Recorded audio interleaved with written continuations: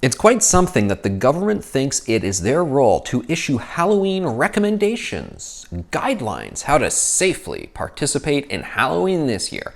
Guidelines for the kids on how you should be doing the trick-or-treating, and guidelines for the households in terms of how you should be policing the lines in front of your house, how you should be safely giving out the candy. But I guess what's also pretty alarming is that there are so many people who were asking in advance, will Halloween be allowed? Can we do it? What are the rules? So I guess I can't really blame government for issuing these guidelines, these statements, because a lot of people were asking for them, and a lot of people are seemingly interested in even knowing what government has to say about the matter. I think it's pretty ridiculous this year. In fact, I think it was ridiculous last year in October 2020 when we were in a worse situation than we are in right now, when there were no vaccines available. They weren't even really on the horizon. People weren't sure when they were going to be approved. A very different situation. And still, I thought Halloween did not need to be canceled last year. It was a really frustrating thing last year because the kids were already having a lot of things taken away from them. They didn't really have a summer. There were no sports leagues and so forth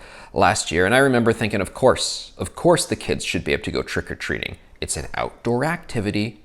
It's windy.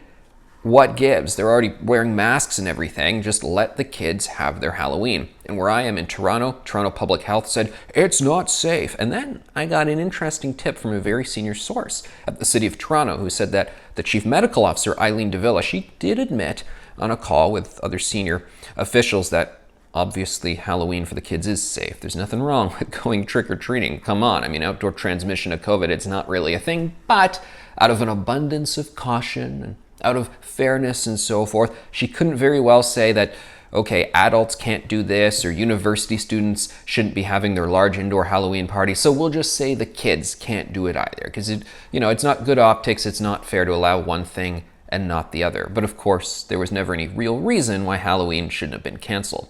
I let my kids go trick-or-treating Halloween last year. It was like a scene from some John Wayne movie. It was like High Noon or something. Just a few kids walking down a deserted street as tumbleweeds are blowing, and then just, one or two old people looking out their window. There's the kids throwing the candy out on the front lawn.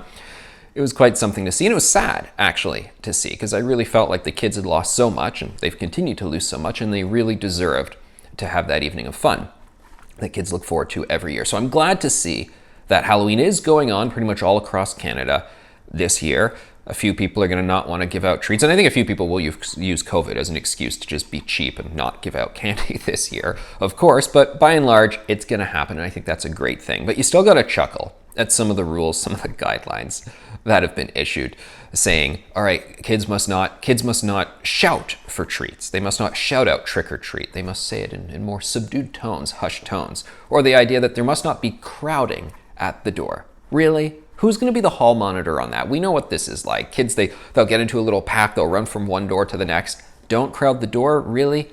Good luck with all of that. Bottom line, I think it's a good thing that kids are out there celebrating the Halloween. It's going to be a fantastic evening, I hope, for kids all across Canada. So happy Halloween.